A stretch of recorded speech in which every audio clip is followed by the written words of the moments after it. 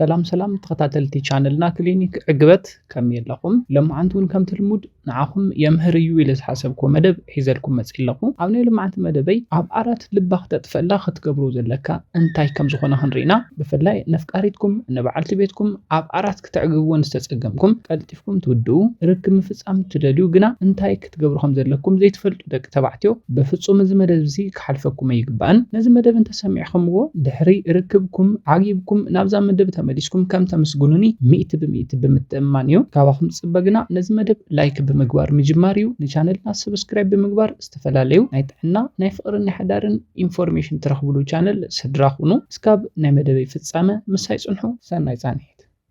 ኣብዚ ሓደ ተባዕትዮ ኣብ ዓራት ዝግበር ጾታ ምሸት ኣብታ ስምዒትኩም ትመፀኩም ግዜ ጥራሕ ብዘይ ሓደ ምድላው ዝፍጸም ይመስለኩም ግና እዚ ጌጋ እዩ። ርክብ ባህሪኡ ካብ ንግሆ ጀሚሩ ምድላው ዘድልዮ ነገር እዩ። ርክብኩም ኣብ ዝጥዕም ኢንቫይሮንመንት ክትውዕሉ ኣለኩም። እዚ ማለት ዋላ ምሸት ርክብ ኣይትፈጽሙ ኩሉ ሻዕ ንግሆ ንርክብ ዝምቹ ኢንቫይሮንመንት ፈጢርኩም ካብ ገዛኹም ክትወጹ ኣለኩም። እዚ ደቂ ተባዕትዮ ዶፓሚን ዝበሃል ሆርሞን ክፍልፈል ብምግባር ናይ ተሕጓስ ስምዒት ክስምዓኩም ይገብር። ስለዚ ዋላ ምሸት ርክብ ኣይትፈጽሙ ጽቡቕ ናይ ስራሕ መዓልቲ እውን ኣሕሊፍኩም ንኽትመጹ ይሕግዝ እዩ። ስለዚ ንግሆ ዝተሰማዕኩም ስምዒት ሒዝኩም ናብ ገዛኹም ትምለሱ።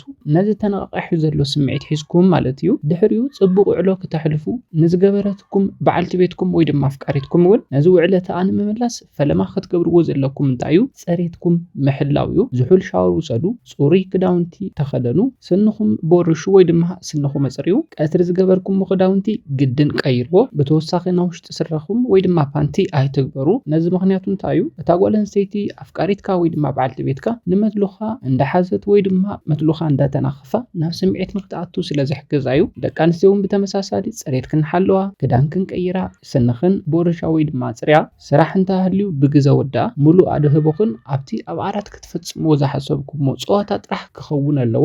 ክዳውንትኽን ድማ ልስልስ ዝበለ ቅርፂ ሰውነት ክንዘርኢ ክኸውን ኣለዎ። ድሕሪ እዚ ክትገብርዎ ዘለኩም ነቲ ናይ ገዛኹም ኢንቫይሮንመንት ምቕያር እዩ። ሙዚቃ ልስልስ ብዝበለ ድምፂ ክትከፍቱ ይግባእ። ሽምዓ ኣብ ክልተ ፀግዒ ዓራትኩም ኣብርሁ። እሞዚ ሽምዓ ምውላዕናስ እንታይ ጥቕሚ ኣለዎ እንተልኩም ኣብ ሓደ ሰባት ብቅርፂ ሰውነትኩም ዘይምትእምማን ወይ ድማ ኢንሴኩሪቲ ኣሎ። ቁሩብ ፀልምት ስለ ዝብል ድማ ነዚ ከጥፍአልኩም ይኽእል እዩ። ድሕሪ እዚ ተጓይኹም ናብ ዓራት ናብ ርክብ ምእታው ዘይኮነስ ናይ ዓራት ፆታ ብሰለስተ ከም ዝኽፈል ክትፈልጡ ይግባእ። ቅድሚ ርክብ፣ ኣብ መንጎ ርክብን ድሕሪ ርክብን ተባሂሉ ከም ዝምቀል ክትፈልጡ ኣለኩም። ቅድሚ ርክብ ንብሎ ምትሕስሳይ ምንኽኻ ምስዕዓም እዩ። ስለዚ ናብ ዓራት ደይብኩም እስካብ 20 ደቂቕ ግዜ ሂብኩም ተሰዓዓሙ ተተናኸፉ። ኣብዚ ግዜ መስለኹም ብዝግባእ ደው ክብል እዩ። ደቂ ኣንስትዮ ድማ ናብ ናይ ዓራት ፆታ ስምዒት ንኽኣትዋ ግዜ ይወስድለን እዩ። እዚ ቅድሚ ርክብ ዝፍፀም ምስዕዓም ምትንኻፍ ድማ ብቐሊሉ ናብ ስምዒት ንኽኣትዋ ብልዕተን ራሕሲ ንኸፍልፍል ይሕግዘን። ድሕሪዚ ናብቲ ካሊእ ክፋል ክትኣትዉ ትኽእሉ ኢኹም። እዚ ድማ ክንክአለን ዝደልዮ ክተናኸፈለን ዝደልዮ ክፋላት ሰውነተን ብዝግባእ ምፍላጥ እዩ። እቲ ቀዳማይ ክንክአለን ዝደልዮ ክፋል ሰውነተን እዝነን እዩ። እዛነን ልስልስ ብዝበለ ንኻኽኣ ብኸናፍርኩም ብመልሓስኩም ተናኸፉለን። ድሕሪ ዝውርድ ኢልኩም ነጥዋተን ብዝግባእ ተናኸፉለን። ብክቢ ቅርፂ ወይ ድማ ሰርኩላር ቅርፂ ልስልስ ብዝበለ ንኻኽኣ ሕዚ እውን እንተደሊኹም ብኸናፍርኩም ተደሊኹም በጻብዕትኩም ተደሊኹም ብመልሓስኩም ቀስ ኣቢልኩም ሰርኩላር ቅርፂ ተናኸፉለን። ናብ ፍሉይ ናይ ርክብ ስምዒት ክኣትዋ ይሕግዘን እዩ። ድሕሪ እዚ ናብቲ ቀንዲ ክፋል እተው። ብፍላይ ሓደ ደቂ ኣንስትዮ ክንክአለን እንዳደልያ ብምስካፍ ኣይዛረባን። እዚ ድማ ኣብ ብልዕታ ዝርከብ ክፋል ንጉድብኣ ምትንኻፍ እዩ። ኣፍቃሪትካ በዓልቲ ቤትካ እስካብ ኮነት ዋላ ሓደ ፀገም የብሉን። ስለዚ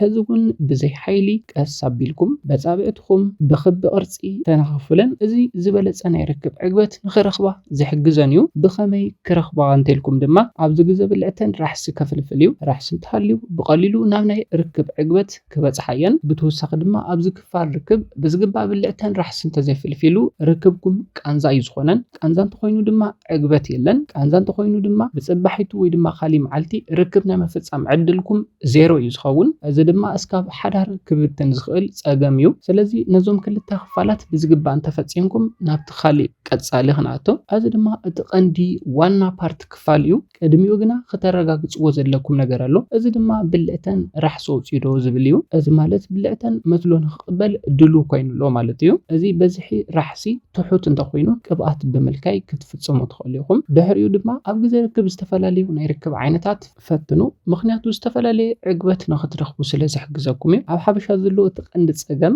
በታ ሓንቲ በታ ዝተለመደት ጥራሕ ርክብ ምፍጻም እዩ። እዚ ብናይ ዓራት ፆታ ልባ ከይተጥፍኦ ዝገብረካ ዘሎ ሕማቅ ልምዲ እዩ። ስለዚ ሓድሽ ነገር ልመዱ ብዝተፈላለየ ዓይነት ናይ ርክብ ዓይነታት ግድን ፈጽሙ። ምክንያቱ ብቐሊሉ ናብ ጫፍ ዕግበት ንክተብፅሕ እውን ስለ ዝሕግዘኩም እዩ። ኣብዚ ግዜ ናብ ዕግበት ክትበፅሕ ክትብል እንተላ ስፒድካ ብምውሳኽ ወዲኣ ክተፍስስ ክትገብራ ትኽእል ኢኻ እሞ እንታይ ዓይነት ምልክት እንተሪእላ እየ ስፒድ ክውስኽ ዘለኒ እንተልኩም ኣብዚ ሓደ ደቂ ኣንስትዮ ናብ ጫፍ ዕግበት ክበፅሓ ክብላ እንተለዋ ዘርእዮ እቲ ቀዳማይ ምልክት እንታይ እዩ? ሰውነተን ምንቅጥቃጥ እዩ። ብፍላይ ብድሕሪታ ኮይንካ ንሳ ተንበርኪኻ ንኣፍ ልባ ናፍቲ ፍርናሽ ወይ ድማ ናፍቲ ትርኣስ ኣቕሪባ ርክብ ኣብ ትፍጽሙሉ ግዜ እንተኮይንኩም ኣብ ማዕኮራ ከባቢ ናይ ምንቅጥቃጥ ምልክት ክትርኢ ትኽእል ኢኻ። እዚ ናብ ጫፍ ዕግበት ትበፅሕ ከም ዘላ ዘርኢ እቲ ቀዳማይ ምልክት እዩ። ኣብዚ ግዜ ስፒድካ ብምውሳኽ ብቐሊሉ ክተፍስስ ክትገብራ ትኽእል ኢኻ። እቲ ካልኣይ ምልክት ድማ ሰራውር ደመን ይወጣጠር እዩ። እቲ ሳልሳይ ምልክት ድማ ኣብ ሕቆአን ከባቢ ብደንቢ ይቃሓየን። ነዚኦም እንተሪኢኹም ስፒድኩም ብምውሳኽ ብቐሊሉ ክተፍስስ ብምግባር ናብ ጫፍ ዕግበት ንኽበፅሓ ክትገብሩ ትኽእል ኢኹም። እቲ ካልኣይ ትፈልጥሉ ሜዳ ድማ ብምሕታት እዩ። ኣፍቃሪትካ በዓልቲ ቤትካ ስካብ ኮነት ምንም ዘስክፍ ነገር ክህሉ የብሉን ቀሪብ ክደው ኢልካ ብምሕታት መልሳ እወ እንተኮይኑ ኣብዚ ግዜ ስፒድ ብምውሳኽ ብቐሊሉ ናብ ጫፍ ዕግበት ንኽትበፅሕን ቀልጢፋ ንኽትውድእን ክትገብር ትኽእል ኢኻ። ስለዚ ስፒድካ ብምውሳኽ ብቐሊሉ ከተውድኣ ትኽእል ኢኻ። በዚኦም መንገድታት ናብ ጫፍ ዕግበት ስለተብፅሓ ካሊእ ወዲ ናይ ምርኣይ ዕድላ ብጣዕሚ ዝነኣሰ እዩ ዝኸውን። ናይ ፍቕሪ ናይ ሓዳር ሂወትኩም ሰላም ፍቕሪ ዕግበት ዝመልኦ እዩ ዝኸውን። ደቂ ኣንስትዮ እውን ኣፍቃሪኺ በዓል ገዛኺ ከምዚ ዓይነት ዘደንቕ ናይ ዕግበት ግዜ ክተሕልፉ ብምግባር ብፍጹም ካሊእ ጓል ኣንስተይቲ ንኸይርኢ ክትገብራ ትኽእላ ኢኽን። ንሓዳር ናይ ርክብ ዕግበት ብጣዕሚ ኣገዳሲ እዩ። ኣብዚ ሕዚ ግዜ ልዕሊ 50 ሚእታዊ ሓዳር ዝፈርስ ዘሎ ብሰንኪ ናይ ርክብ ዕግበት ዘይምጥዕዓም ስለ ዝኾነ እዩ። ስለዚ በዚ መደብ ከም ዝተማሃርኩሞ ካብ ንግሆ ጀሚርኩም ንርክብ ዘዳሉ ኢንቫይሮንመንት ብምፍጣር ናብ ገዛኹም ተመሊስኩም እውን ምሸት እውን ጽቡቕ ኢንቫይሮንመንት ብምፍጣር ፅሬትኩም ብምሕላው ኣብዛ መደብ ዝሓበርኩልኩም ክፋላት ሰውነተን ብዝግባእ ብምንኽኻእ ብምትሕስሳይ ዘደንቕ ዕግበት ክትረኽቡ ትኽእሉ ኢኹም። ስለዚ ኣብ ዓራት ልባ ክተጥፍኦ ትኽእል ኢኻ። ስለዚ ንስኻ ብድሕሪኡ ልባ ፍቕራ ዕግበታ ንስኻ ጥራሕ ኢኻ ትኸውን። ነዚ ኢለ ናይ ሎማዓንቲ መደበይ በዚ ክዛዝም ካብ ናይ ሎማዓንቲ መደበይ ዝኾነ ሓድሽ ነገር ከም ዝሓስኩም ተስፋ ይገብር። መደብና ናብ ብዙሓት ሰባት በፂሑ ብሰንኪ ናይ ርክብ ዕግበት ሓዳርን ፍቕርን ከይፈርስ ላይክ ሼር ብምግባር እጃምኩም ተዋፅኡ። ንቻነልና ሰብስክራይብ ብምግባር ድማ ዝተፈላለዩ ናይ ፍቕሪ ጥዕና ሓዳርን ርክብን ዘደንቑ መደባት ንኽትረኽቡ ናይዚ ቻነል ስድራ ሁኑ። ብኻሊእ ማሃራይ መደብ እስካብ ንራኸብ ሰላምን ጥዕናን ንኹላትና ይቐኒየለይ።